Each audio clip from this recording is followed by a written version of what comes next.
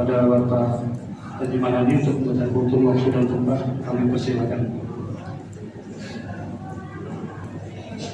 Assalamualaikum warahmatullahi wabarakatuh. Alhamdulillahirrahmanirrahim. Allahumma sholli ala Muhammad wa ala Muhammad. Jamaah sholat bisa tarawih yang bersyukur karena Allah Subhanahu wa taala.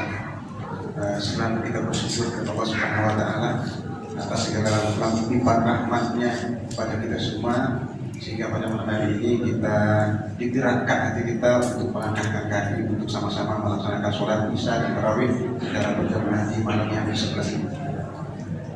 Mudah-mudahan kita senantiasa selalu bersemangat, tidak lemes.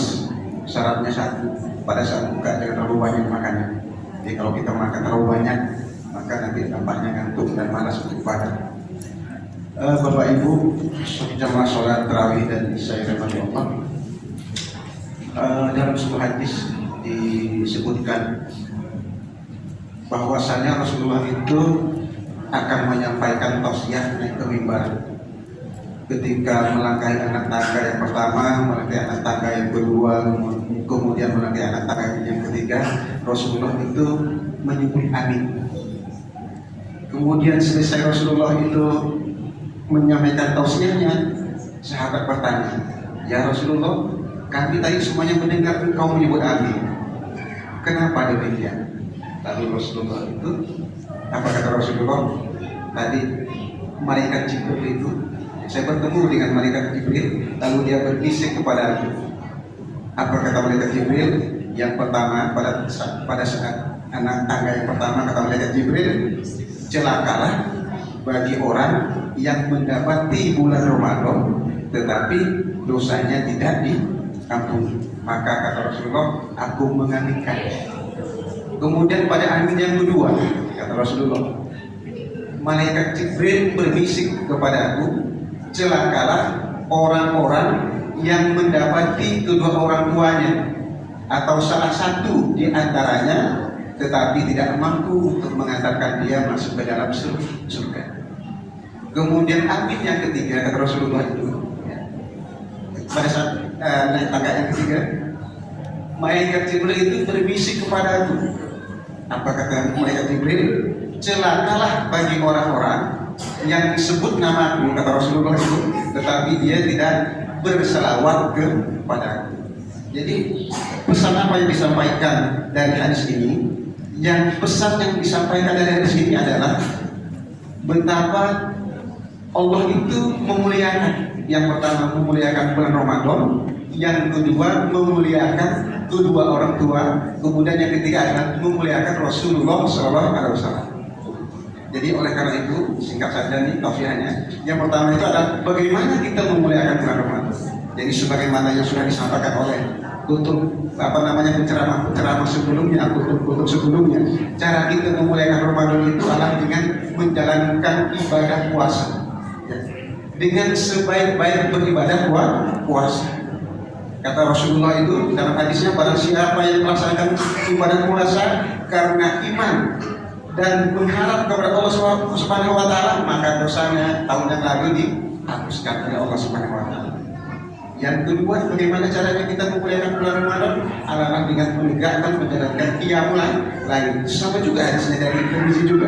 Barang siapa yang melaksanakan qiyamul lail di bulan Ramadan dengan dasar iman dan mengharapkan semata-mata ridho Allah Subhanahu wa taala, maka dosanya 1 tahun yang lalu akan diampuni oleh Allah Subhanahu wa taala. Kemudian yang kedua, memuliakan kedua orang tua kita. Bapak Ibu, kita ini semua pernah merasakan jatuh cinta. Pernah kan? Bagaimana kalau kita mencintai seseorang? Bagaimana kalau orang yang kita cintai membalas cinta kita? Atau contoh yang sederhana lagi, Bapak Ibu yang sudah usia 40 tahun, 50 tahun, ini kan pasti sudah punya anak semua. Insyaallah, alhamdulillah ya Bapak Ibu. Bagaimana cinta kita dengan anak kita? Begitu juga lah kemungkinan cinta orang tua kita dulunya dengan kita.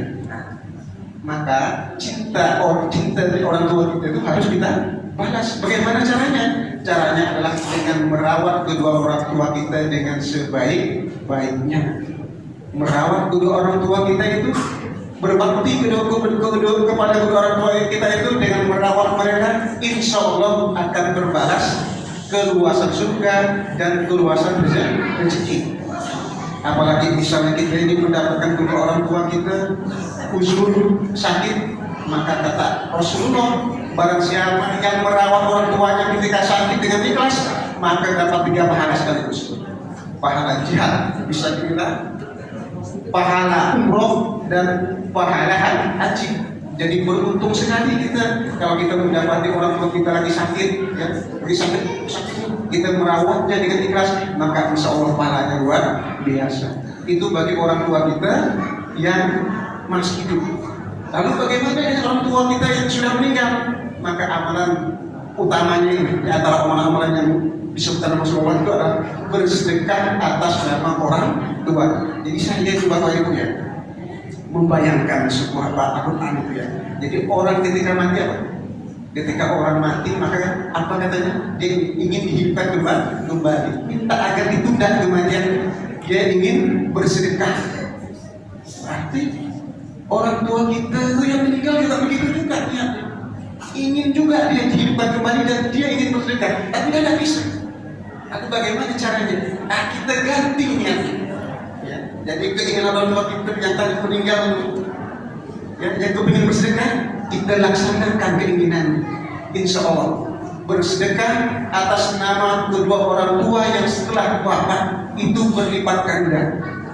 Orang tua dapat pahala, kita pun mendapat pahala, dan akan dicatat sebagai anak yang berbakti kepada kedua orang tua kita.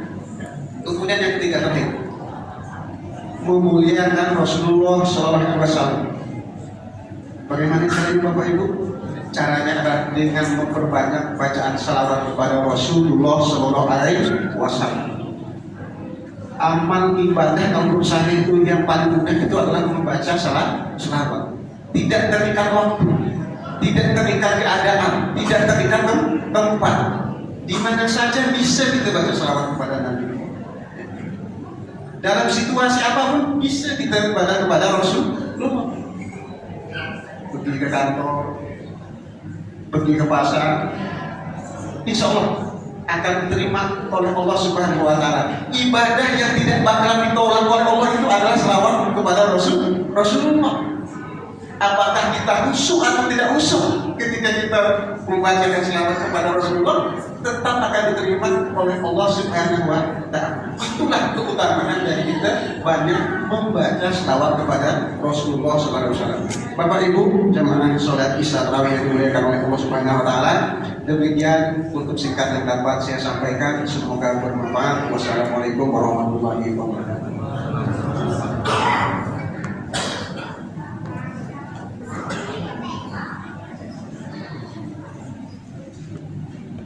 Sallu sunatan tarawih raka'ataini jami'a rahimakumullah.